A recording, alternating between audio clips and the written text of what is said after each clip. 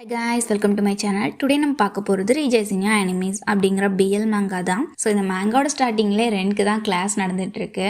அதுவும் அவன் எந்த சப்ஜெக்டில் 30 மார்க் வாங்கினானோ அந்த சப்ஜெக்டில் தான் அவனுக்கு வந்து நடத்திட்டு இருக்காங்க. அது மட்டும் இல்லாமல் அவனுக்கு ஒரு குவிஸ் வைக்கிறேன் அப்படின்னு சொல்லிட்டு அந்த சாரும் வந்து குவிஸ் வைக்காங்க. ஆனால் இவனோட கவனம் எதுவுமே இங்கே இல்லை, கிளாஸில் இல்லவே இல்லை. அவன் என் மேலே ஒரு வேளை கோவமாக இருப்பானோ, சேச்சா அப்படிலாம் இருக்க மாட்டான். நான் அவனுக்கு ஹெல்ப் தானே பண்ணியிருக்கேன், அவனோட ப்ராப்ளத்தை தான் சால்வ் பண்ணியிருக்கேன், எதுக்காக என் மேலே கோவப்பட போகிறான் அப்படின்ட்டு அவனுக்கு அவனே ஆறுதல் பண்ணிக்கிறான். இருந்தாலும் அவனோட டவுட்ஸை வந்து அவனால் ஃபுல்ஃபில் பண்ண முடியலை. அப்படியே அந்த பேப்பர்லாம் கிறுக்குதான், மண்டையை பிச்சுக்கிறான். இவன் என்ன பண்ணனே தெரியலை. இவன் பண்ணுறதெல்லாம் பார்த்த அந்த சார் வந்து, நான் சிம்பிளான குவிஸ் தானே கொடுத்தேன், இவன் எதுக்காக அப்படி தலையை பிச்சுக்கிட்டு இருக்கான் அப்படின்ட்டு அவங்களும் வந்து திங்க் பண்ணுறாங்க. அப்போ சடனாக சாரை பார்த்து, சார் எனக்கு ஒரு டவுட் இருக்குன்னு கேட்குறான். இவங்களும் சரி சொல்லு அப்படின்னு சொல்லவும், ஒரு ஸ்டூடெண்ட் இருக்கான், அவனுக்கு அமௌண்ட் தேவைப்படுது. ஸோ அதனால அவனோட ஃப்ரெண்ட் வந்து அவன்கிட்ட இருக்கிற கேமிங் கன்சோல் எல்லாத்தையுமே சேல் பண்ணிட்டு அதுலேருந்து வர அமௌண்ட்டை எடுத்து அவனோட ஃப்ரெண்டுக்கு வந்து ஹெல்ப் பண்ணுறான். ஆனால் எந்த ஸ்டூடெண்ட்க்கு அமௌண்ட் தேவையோ அவன் வந்து இதை அப்ரிஷியேட் பண்ணல. அது ஏன் அப்படின்னு உங்களுக்கு தெரியுமான்னு கேட்குறான். நான் இங்கிலீஷ் டீச்சர், நான் ஒன்றும் ரிலேஷன்ஷிப் கவுன்சிலர் இல்லை. அது மட்டும் இல்லாமல் அந்த கிளாஸ்மேட், உன் ஃப்ரெண்டுக்கு வந்து அந்த ஹெல்ப் தேவையில்லை, அவன் ஒரு கடனாளியாக இருக்கணும் அப்படிங்கிறத அவன் விரும்பலன்னு சொல்கிறாங்க. ஏன் அதில் என்ன தப்பு இருக்குது, ஹெல்ப் தானே அப்படின்ட்டு நம்ம ரெண்டு கேட்க, இல்லை சிம்பிளாக சொல்லணும் அப்படின்னா அவங்க ரெண்டு பேருக்குள்ளே இருக்க ரிலேஷன்ஷிப் வந்து ஸ்ட்ரெயின் ஆயிடுச்சு, அவங்க ரிலேஷன்ஷிப்பில் ஒரு கரை படிஞ்சிட்டுன்னு சொல்கிறாங்க. என்ன கரையா, இப்போ தானடா நான் கொஞ்சம் அவன் கூட ஜாயின் ஆனேன், அதுக்குள்ளே க்ளோஸ் ஆகுறதுக்குள்ளே எங்களுக்குள்ளே கரை படிஞ்சிட்டுன்னு சொல்கிறீங்க அப்படின்ட்டு இவன் ஜர்க் ஆகிறான். அப்படியே அவனோட சோல்லாம் அவனை விட்டு போகிற மாதிரியே ஃபீலாக இருக்குது. இதெல்லாம் பார்த்த சார் வந்து, நான் சும்மா சொன்னேன், நீ ஏன் இந்த மாதிரிலாம் ரியாக்ஷன் கொடுக்க, சரி இப்போ நீ படிக்க போறியா இல்லை படிக்க மாட்டியா, நீ படிக்கலன்னா சொல்ல, நான் போயிட்டு வரேன்னு சொல்ல இவனும் வந்து அப்படி திருட்டு மொழி தான் முழிக்கிறான். கொஞ்ச நேரத்துக்கு அப்புறம் என்ன ஆச்சுன்னு பார்த்தா, பாய் பாய் போயிட்டு வாங்க அப்படின்னு சொல்லி டாட்டா காமிச்சு அனுப்பி வைக்கிறான். வழி அனுப்பி வைக்கலாம், நீ தேவையில்ல போயிட்டு வா அப்படின்னு சொல்லிட்டு சார் திரும்பி பார்க்காம அங்கேருந்து போகிறாங்க.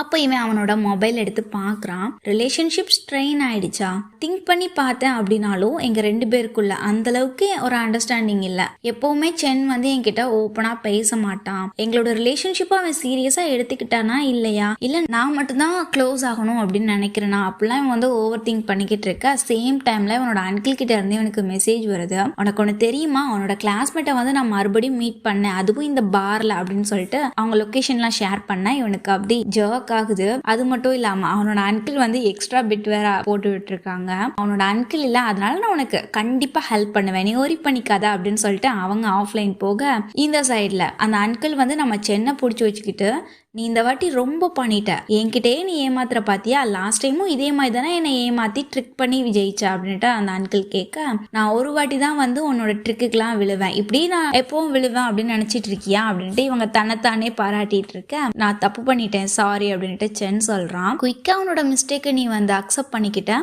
சரி நீ ஸ்மார்ட்டா இருக்க, என்ன உன்னோட பனிஷ்மெண்ட்டை ஏற்றுக்கோ அப்படின்னு சொல்லிட்டு அவனோட வாயில வலுக்கட்டாயமாக அந்த ட்ரிங்க்ஸை வந்து ஊற்றி விடுறாங்க. இவனால முடியலை, பட் இருந்தாலும் அவங்க வந்து ஃபுல்லாக அந்த கிளாஸ் காலியாகிற வரை ஊற்றி முடிச்சாச்சு.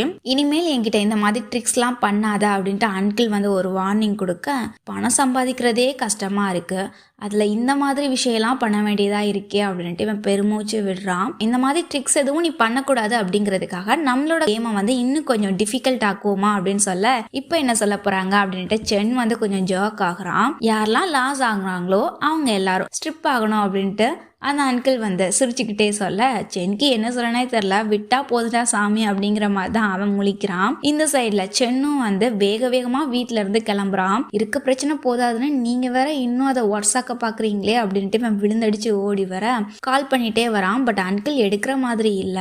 எதுக்காக ஆன்சர் பண்ண மாட்டேங்கிங்க, அப்படி என்னதான் பண்றீங்க அப்படின்ட்டு இவனுக்கு இந்த சைடு காண்டாகுது. இந்த சைடில் ஃபோன் ரிங் அடித்தாலுமே அந்த சவுண்டை கேட்டுட்டு அதை இக்னோர் பண்ணிக்கிட்டு இருக்காங்க நம்மளோட அங்கிள். சென் வந்து தோத்துட்டான் அப்படிங்கிறதுனால அவனை ஸ்ட்ரிப் பண்ண சொல்கிறாங்க. இவன் வந்து ட்ரெஸ்ஸை கழட்டிக்கிட்டே, நம்ம இதோட வந்து ஸ்டாப் பண்ணிக்கலாமா, ஏன்னா நான் இதுக்கு கீழேயும் ஒரு ஷர்ட் வந்து போட்டிருக்கேன், ஆனால் உங்களை பாருங்க இப்போவே வந்து உங்களோட ப்ரீஃப்க்கு போயிட்டீங்க, இதையும் கழட்டினா என்ன ஆகும்னு உங்களுக்கே தெரியும்ல அப்படிங்கிற மாதிரி கலாய்க்கிறான். அங்கிளோட ஃப்ரெண்ட்ஸ் எல்லாருமே இவ்வளோ பயங்கரமான வெயிட்டராக இருக்காங்களே அப்படின்ட்டு நம்ம சென்னை பார்த்து பயப்படுறாங்க. அடிச்சு பிடிச்சி எப்படியோ ரென் வந்து கடைசியாக அந்த பார்க்கு வந்துட்டான். ஆனால் அவனோட பாயிண்ட் ஆஃப் வியூ எல்லாமே, அவன் பார்க்குற விதம் எல்லாமே இங்கே ஒரு டிஃப்ரெண்ட்டாக இருக்குது. அவனோட கண்ணுக்கு மட்டும் இவங்க எல்லாரும் சென்னை செடியூஸ் பண்ணுற மாதிரியே இருக்குது. எந்த ஆங்கிள் இருந்து அவனுக்கு அப்படி தோணுச்சுன்னு எனக்கும் தெரியல. சென் வந்து ரென்னை பார்த்ததுமே நீங்க என்ன பண்ற அப்படின்னு கேட்குறான். ஆனா அவன் எதையுமே கண்டுக்காம அவனை ஹக் பண்றான். ஹக் பண்ணிட்டு ஸ்மெல் பண்ணி பார்க்கறான். நீ எவ்வளவுதான் குடிச்சிருக்க அப்படின்னு கேட்க கொஞ்சமாக தான் குடித்தான் அப்படின்ட்டு இவன் சொல்கிறான். நீ எங்கே குடிச்ச, நீ தான் வின் பண்ணிக்கிட்டே இருந்தெல்லாம் பொய் சொல்லாத அப்படின்ட்டு அங்கிள் வந்து பொங்குறாங்க. ஆனால் ரென் வந்து கோவத்தோடு அவங்கள பார்க்குறான், கோவப்படுறான். உங்களுக்கே வந்து இது ஓவராக தெரில, நான் மேல் மாடலுக்கு போஸ்ட் கொடுக்குறீங்கன்னு நினச்சிட்டு இருக்கீங்களா? அவங்க வந்து எதிர்பார்க்கல, ஏன்னா இவன் தான் சொல்லியிருப்பான் இவனால எனக்கு பிரச்சனை இருக்குது ஹெல்ப் பண்ணுங்க அப்படின்ட்டு. இப்போ அப்படியே பிளேட்டை மாற்றி அங்கிளே ஏற்று பேசுவான் அப்படின்ட்டு அங்கிள் நினச்சிருக்க மாட்டாங்க.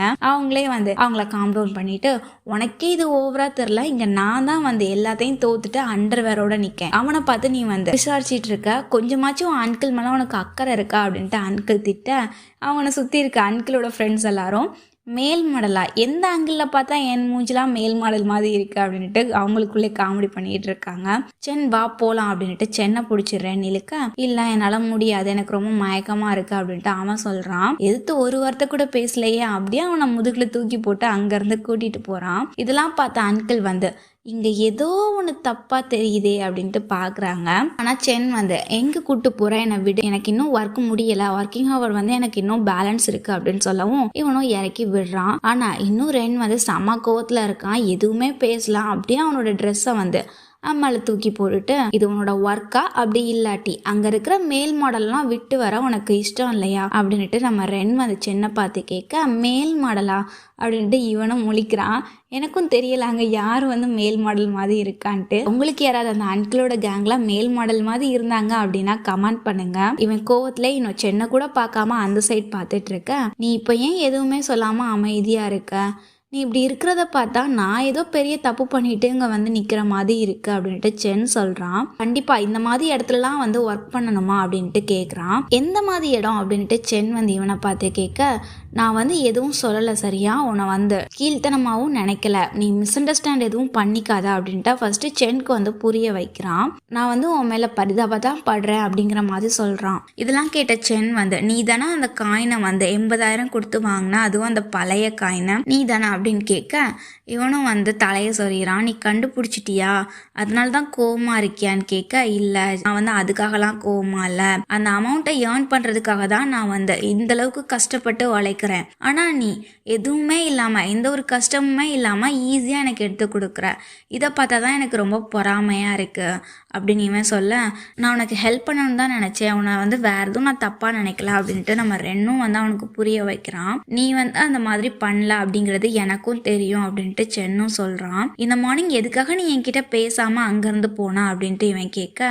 என் மேலே ஏன் இவ்வளோ கேரிங்காக இருக்க, ஏன் இவ்வளோ நைஸாக இருக்க அப்படின்ட்டு இவன் கேட்க, உன்கிட்ட நான் அன்பாக இருக்கக்கூடாதா அப்படின்ட்டு ரென்னும் பதிலுக்கு கேட்க, இல்லை நீ என்கிட்ட ரொம்ப அன்பாக இருக்க, ஆனால் இதை எப்படி திருப்பி கொடுக்கணும் அப்படிங்கிறது தான் எனக்கே தெரியல, நம்ம ரெண்டு பேருக்குள்ள அவ்வளோ பெரிய கேப் இருக்கு, ஏணி வச்சா கூட எட்டாது, ஏன்னா நீ வந்து அங்கே இருக்க நான் இங்கே இருக்கிறேன் அப்படிங்கிற மாதிரி இவன் டயலாக்லாம் விட, என்ன நீ ஃபர்ஸ்ட் ரேங்க் எடுக்கிற, நான் லாஸ்ட் ரேங்க் எடுக்கிறேன், இதை விட பெரிய கேப் இருக்கா என்ன அப்படின்ட்டு ரென் சொல்கிறான். நானும் கொஞ்சம் நல்லா படித்தேன் அப்படின்னா உன்னை வந்து பிடிச்சிருவேன், உன்கிட்ட வந்துடுவேன் அப்படின்ட்டு ரென் சொல்ல, அதே மாதிரி தான் நீயும் நல்லா படி, நம்ம ரெண்டு பேரும் கிராஜுவேட் ஆகலாம், அதுக்கப்புறம் ஒர்க் போகலாம், நம்ம ரெண்டு பேருக்குள்ளே இருக்க கேப்பும் வந்து ஈக்குவல் ஆகும் அப்படின்ட்டு சொல்ல, அப்படியே கண் கட்டாமல் நம்ம ரென்னே பார்க்குறான். அவனை பேசக்கூட விடலை, டக்குன்னு போய் அவனை கிஸ் பண்ணிடுறான்.